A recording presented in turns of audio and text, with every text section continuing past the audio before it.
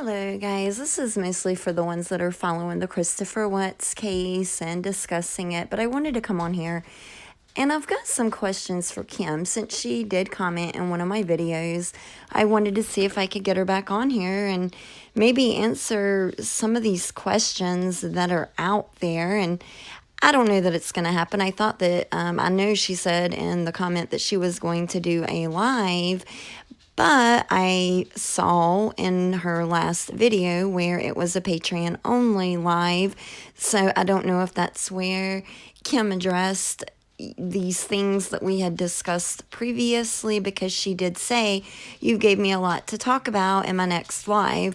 So I'm not a Patreon on her channel, so I'm not certain. But the questions I want to throw out, and I'm going to put it in the description, Kim, if you for some chance see this video, will answer these questions, or even half of the questions I have, I will be forever grateful and so appreciative of it. But let's start first. It's been recently said and confirmed that Chris does not have an attorney, and in regards to filing of the 35C, and it's going to happen soon is what you're saying. So my question is, why does Chris not have an attorney? I mean, this is a huge deal, so why does he not have an attorney already to kind of guide him through this? Next thing, I had actually mentioned this in my comment to you, but you're saying that Chris is saying that Shanann killed the girls. So what's your opinion on the premeditation that I've mentioned before? And I'll give some of the examples I've looked at. Some aren't a huge deal, but when you add all of them together, it's suspicious nonetheless.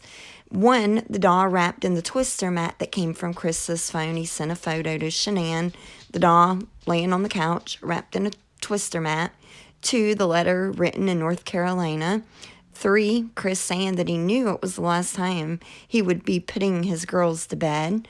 Four, his text to his coworker, Troy, the previous day, the day before he killed his wife and little girls, and he told Troy that he wasn't needed at the service site.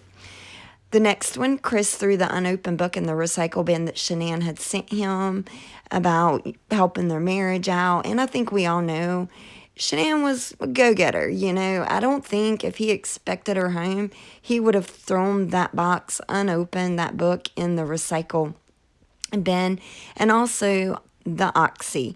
Chris admitted to giving it to her while in North Carolina, and I 100% believe that, because if you look at the discovery, Shanann was sick that day that he arrived. And that's the day he admitted to giving it to her. So it kind of lines up. And also, he wasn't there for her when she was sick. You can read in Discovery where the family's saying that he pretty much did not care. They were the ones by her side. But next question. Why do you feel the 35C will be effective, considering most have heard a Colorado defense attorney speak that it will be denied? So why do you feel like this 35C is going to be effective for Chris, that he's not going to be denied? And the next one's kind of a personal question I'm just really curious about.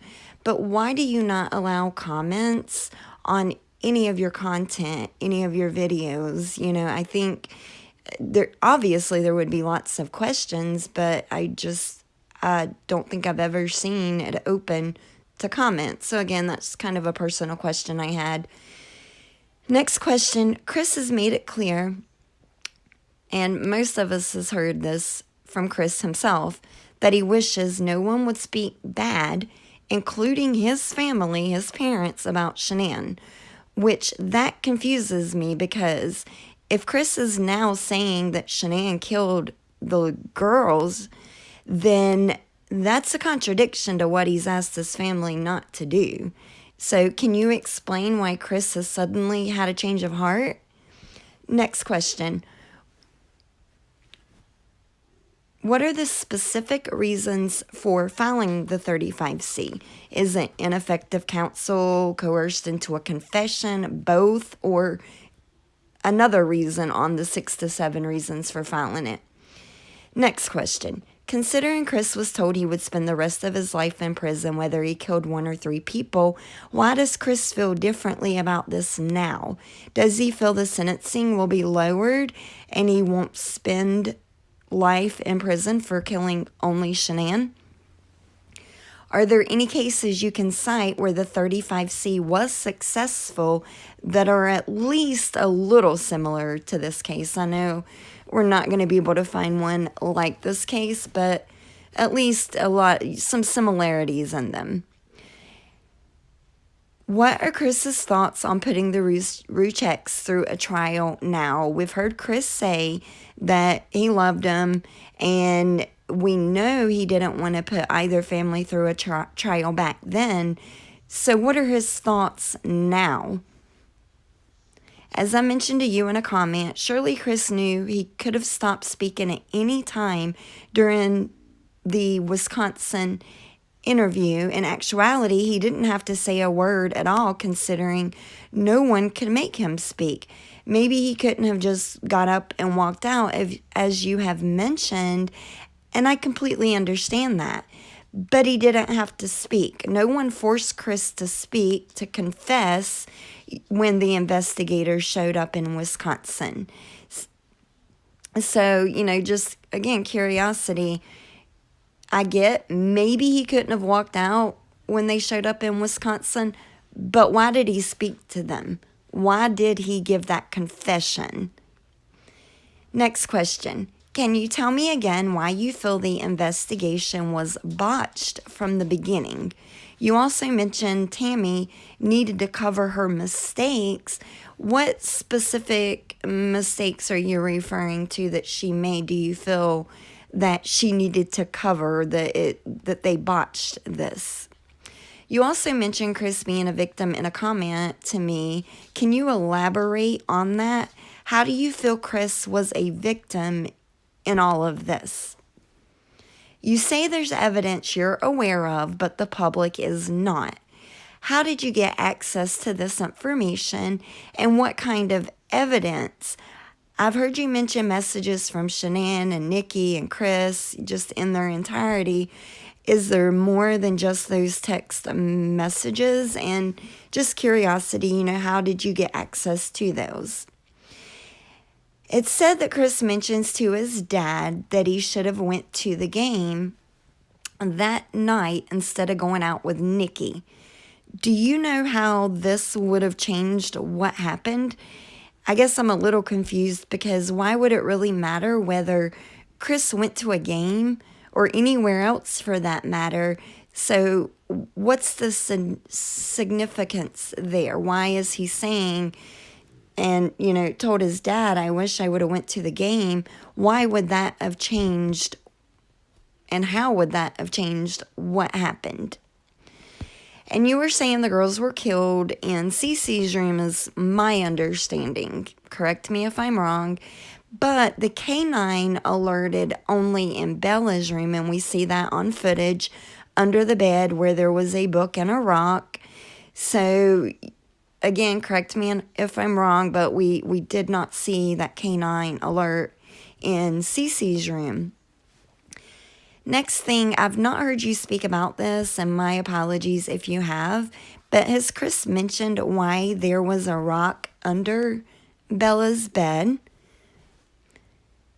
I'm about done. You've mentioned Chris's comment about, quote, taking it to the grave, and you stated it wasn't about the oxy, that people were just taking it the wrong way, which I thought it seemed to be when he said it. But what else would it be about? If when he made the comment that he's going to take it to the grave, what was he referring to if it wasn't the oxy? At the end of the video, we see the police body, or at the end of my video, and actually it's already went through, but if you guys look again, or it may go through again on the screen, but we see that there's toys, specifically a baby doll, in the trash bins at their house. We see this on the body cam. So why did Chris throw, or why were the girls' toys, the baby doll, in the trash? You've mentioned the taxi limo charge on Shanann's account. Why do you think this is significant? I'm not certain, obviously, why it's there, but why do you feel that this is significant, that it matters? And my last question is, and this really isn't anything to do with Chris, but I want to ask your qualifications. You speak with such certainty on many of the things that you talk about. So I'm curious to know your experience and just what qualifications that you have, because I do feel that you speak with certainty on the things that you speak of. But again, if this gets to you, Kim, I will thank you for answering. Just any questions from anyone else, please put in the comments, and I'm hoping she comes over and answers.